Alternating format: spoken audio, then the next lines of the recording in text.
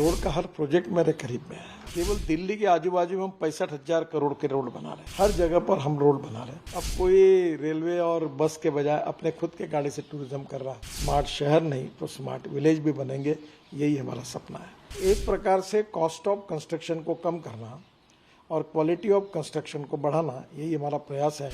मेरे विभाग में सबसे अच्छा डिसीजन रहा कि 2014 में हमारी सरकार आने के बाद 1 करोड़ लोग आदमी आदमी को धोने का या साइकिल रिक्शा चलाने का काम करते थे।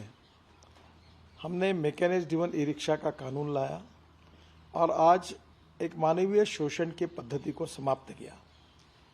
पंडित दीनदयाल उपाध्याय जी कहते थे कि ये इतना मानवीय शोषण है कि मैं इस रिक्शा में कभी नहीं बैठूंगा। डॉक्टर लोहिया कहते थे कि जिस दिन ये बदल जाएगा वो देश के इतिहास का सुनहरा दिन हुआ। तो मुझे लगता है कि ये जो मैकेनिज्म ई रिक्शा हमने लाया और उसमें आज 1 करोड़ लोगों को मुक्ति मिली। लगभग अब साइकिल रिक्शा और आदमी धोने वाला रिक्शा दिखता नहीं।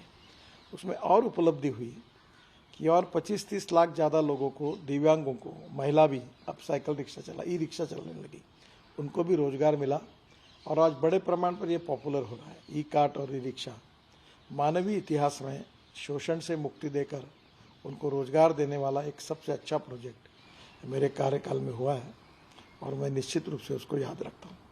गडकरी जी, लोग कहते हैं कि इस सरकार में चाहे आपको कुछ दिखे या नहीं दिखे, जहाँ आप जाएंगे आपको बेहतरीन रास्ते जरूर दिख जाएंगे। आपका पर्सनली बड़ा इंटरेस्ट रहता है, आप कई बार लोगों को डांट भी लगा देते हैं अगर उन्होंने सही से काम वाम किया नहीं किया। ऐसे कुछ प्रोजेक्ट रहे जो इस 9 साल में खास करके रोड्स के जो आपके दिल के बड़े करीब रहे? देखिए, रोड का हर प्रोजेक्ट मेरे करीब में है। मैं जब महाराष्ट्र में 95-2000 में था तो पहली बार PWD मिनिस्टर बना। Worli Bandra sea link, Mumbai Pune express highway, 55 flyover, ये सब योजनाएं उस समय मैंने पूरी की। प्रधानमंत्री ग्राम सड़क योजना अटल जी ने मुझे बनाने का सौभाग्य दिया और बाद में रोड के साथ मेरा जुड़ाव लग गया। और आज मुझे खुशी है कि केवल दिल्ली के आजू बाजू में हम 65,000 करोड़ के रोड बना रहे हैं ताकि दिल्ली को ट्रैफिक जाम से और प्रदूषण से मुक्ति कैसे दिलाए। तो मुझे लगता है कि ऐसे पूरे देश में, चाहे नॉर्थ ईस्ट हो, अरुणाचल, मेघालय, त्रिपुरा, मणिपुर, कहीं भी जाओ आप, हर जगह पर हम रोड बना रहे हैं। दूसरी ओर कश्मीर, जम्मू कश्मीर, जोजिला टनल हो, हम तो केवल 1 लाख करोड़ के रोड और टनल तो कभी कश्मीर में काम चालू है। आज जम्मू से श्रीनगर के बीच में 16 टनल बना रहे हैं। फिर हमने 32 ग्रीन एक्सप्रेस हाईवे और इकोनॉमिक कॉरिडोर बना रहे हैं जो देश में लॉजिस्टिक कॉस्ट जो 16% है उसको सिंगल डिजिट में हम लाने में सफल होंगे। तो स्वाभाविक रूप से मुझे लगता है कि रोड में जो बदल हुआ वो लोग तो देखते ही है, तो कुछ बोलने की जरूरत ही नहीं है, क्योंकि जो अनुभव करते हैं वो इसके लिए सरकार को, मोदी जी को, हम सबको बहुत बहुत धन्यवाद देते हैं। एक अध्याय शुरू हुआ है अगर हम बात करें टूरिज्म को जोड़ने की, क्योंकि जिस तरह से रिलीजियस प्लेसेस को जोड़ते हैं रास्ते, आप 4 धाम के ऑल वेदर रोड बनाने की पिछले कई सालों से बात भी कर रहे हैं। ये एक बूस्ट होगा टूरिज्म के लिए, क्योंकि हमारा देश ऑलरेडी केवल हमने दिल्ली से देहरादून का पुराना रोड अच्छा किया। जैसे ये आपका मेरठ रोड बना, एक्सप्रेस है दिल्ली मेरठ हाईवे, और मेरठ से वो रोड हमने अच्छा बनाया तो दुगना हो गया टूरिज्म। और जब दिल्ली देहरादून बनेगा तो 4 गुना बढ़ेगा। तो टूरिज्म भी ऐसा क्षेत्र है जिसमें 49% खर्चा एम्प्लॉयमेंट पोटेंशियल बढ़ाने के लिए होता है। तो निश्चित रूप से टूरिज्म से फायदा होगा। जैसे हम बद्रीनाथ, केदारनाथ, गंगोत्री, यमुनोत्री 12,000 करोड़ का रोड बना रहे हैं। मानस सरोवर का काम हमने करीब 80-85% पूरा किया। ये पिथौरागढ़ से मानस सरोवर जाए वो रोड हम कर रहे हैं, जिससे टूरिज्म बढ़ेगा। हमने बुद्ध सर्किट बनाया, 22,000 करोड़ का काम कंप्लीट हुआ। जैन सर्किट बना रहे हैं। इतना नहीं तो जैसे महाराष्ट्र में पालखी मार्ग बना रहे हैं, पंढरपुर, देहू और आळंदी को जोड़ने वाला। फिर अक्कलकोट, गाणगापुर, तुळजापुर, सब हमने अच्छे जगह जोड़ा।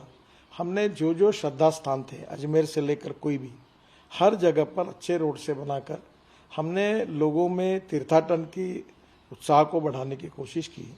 और मुझे लगता है कि अब लोग पुरानी गाड़ी खरीद रहे हैं, खुद फैमिली को लेकर टूर पे निकल रहे हैं। अब कोई रेलवे और बस के बजाय अपने खुद के गाड़ी से टूरिज्म कर रहा है। तो ये देश के लिए एक बड़ा अच्छा साइन है। इससे नए रोजगार की निर्मित होगी और देश की प्रगति और विकास में हमारा टूरिज्म सेक्टर बहुत कंट्रीब्यूट करेगा। आप खुद ई व्हीकल से चलते हैं, हमेशा लोगों को कहते हैं कि ई व्हीकल्स को अडॉप्ट करना चाहिए। एक जो आम आदमी के दिल में एक सवाल जो रहता है गडकरी जी, कि जो अभी तक ई व्हीकल्स अवेलेबल है वो बड़े एक्सपेंसिव है। इसके ऊपर आपकी सरकार कब तक काम कर पाएगी कि कम से कम अफोर्डेबल हो जाए? देखिए, $150 पर किलोवाट उसका वो बैटरी की कॉस्ट हो रही थी, वो 115 तक आई है और मेरे हिसाब से वो 100 तक आ जाएगी। और उसके बाद $100 के आगे तो पेट्रोल डीजल की गाड़ी और हमारी इलेक्ट्रिक व्हीकल इनकी कॉस्ट सेम होगी। और मेरा विश्वास है कि अब वो पॉपुलर भी होगी और नंबर जैसे बढ़ेगा और भी कॉस्ट कम होगी। अब तो इलेक्ट्रिक गाड़ी के लिए 1-1 साल की वेटिंग लिस्ट लग गई। इलेक्ट्रिक बस नहीं मिल रही। हमको electric bus, electric car, electric two wheelers की कैपेसिटी बढ़ानी चाहिए। अभी 400 स्टार्टअप आए जो ई स्कूटर बना रहे, ई कार्ड बना रहे, ई रिक्शा बना रहे। तो मुझे लगता है इसमें नया रोजगार भी निर्माण होगा और सबसे बड़ी बात प्रदूषण कम होगा। हम 16 लाख करोड़ का डीजल, पेट्रोल, गैस आयात करते हैं। अब हमारी कल्पना है कि हमारा किसान अन्नदाता है, वो ऊर्जादाता बनेगा, इथेनॉल बनाएगा, हाइड्रोजन बनाएगा, बिटुमिन बनाएगा। अन्नदाता से ऊर्जादाता और ऊर्जादाता से बिटुमिन दाता बनेगा। गांव समृद्ध संपन्न होंगे, गांव गरीब मजदूर और किसान का कल्याण होगा। स्मार्ट शहर नहीं तो स्मार्ट विलेज भी बनेंगे, यही हमारा सपना है। लोग इंफ्रास्ट्रक्चर की भी बात करते हैं, जो हम ई व्हीकल्स के लिए इंफ्रास्ट्रक्चर प्रोवाइड करते हैं, लोगों को ये भी मन में शंका रहती है कि इसकी रेंज एंग्जाइटी भी लोगों के लिए बीच में एक कंसर्न है। उसके लिए आपका मंत्रालय क्या करे? पहली बात तो ऐसे कि स्कूटर, ऑटो रिक्शा और कार और बस आप जहाँ भी है वहाँ चार्ज कर सकते हैं रात को घर में, डेपो में। अब प्रॉब्लम ये है कि जहाँ आप 1000 किलोमीटर जाएंगे, जैसे दिल्ली से मुंबई जाएंगे तो ज़रूरत है, तो हम हमारे 670 रोड साइड एमिनिटीज़ बना रहे हैं, वहाँ हम लोग चार्जिंग की व्यवस्था कर रहे हैं। और भारत सरकार ने भी इसके ऊपर अनेक उपाय योजना की है। 1 साल में आपको सब जगह चार्जिंग सिस्टम मिलेगी, फास्ट चार्जिंग होगा, ये अड़चन नहीं रहेगी। तो गडकरी जी, जिस तरह की रेगुलेशंस अभी कायम है कि 10 साल के बाद जो डीजल व्हीकल्स है उनको लोगों को देना पड़ेगा, कई लोगों की ये समस्या है कि क्यों ऐसा किया जाए, और क्योंकि जब तक कोई ठोस स्क्रैप पॉलिसी भी नहीं है अभी सरकार के पास। नहीं, अभी तो स्क्रैपिंग पॉलिसी हमने लाई, करीब 25 यूनिट शुरू हो गए। हम कम से कम 1000 यूनिट शुरू करना चाहते हैं। फिटनेस सेंटर की कमी है, वो शुरू करना चाहते हैं। गवर्नमेंट ने 15 साल के पुराने व्हीकल्स को स्क्रैप करने का निर्णय किया है। इसलिए आने वाले राज्य सरकार अगर स्क्रैप करेंगे, उनको हम लोग 2000 करोड़ वित्त मंत्री ने बजट में सपोर्ट दिया है। हमारे देश में हम एल्यूमिनियम इंपोर्ट करते, कॉपर इंपोर्ट करते, प्लास्टिक इंपोर्ट करते, रबर इंपोर्ट करते हैं, स्टील भी हमारे यहाँ कमी होती है। तो इस बार इस कारण रिसाइकलिंग और ये सर्कुलेशन इकोनॉमी ये बढ़ेगी। अभी हम यूज टायर की रबर पाउडर हम रोड में बिटुमेन में यूज़ कर रहे हैं, प्लास्टिक 7% यूज़ कर रहे हैं, रबर पाउडर 15% यूज़ कर रहे हैं। हमने बाम्बू का क्रैश बैरियर बनाया, उसको अप्रूवल हो गया। हम अभी विशेष रूप से हमने कंस्ट्रक्शन टेक्नोलॉजी में काफ़ी चेंजेस लाए। अभी राइस स्ट्रॉ से बिटुमेन बनाने की बात कर रहे हैं। तो एक प्रकार से कॉस्ट ऑफ कंस्ट्रक्शन को कम करना और क्वालिटी ऑफ कंस्ट्रक्शन को बढ़ाना, यही हमारा प्रयास है और हम निश्चित रूप में इसमें कामयाब होंगे। आप हमेशा बात करते हैं कि कश्मीर से कन्याकुमारी तक आप ऐसा रास्ता बनाएंगे कि हम डायरेक्टली कहीं रुकना नहीं पड़े और हम डायरेक्टली वहाँ पहुँच जाए।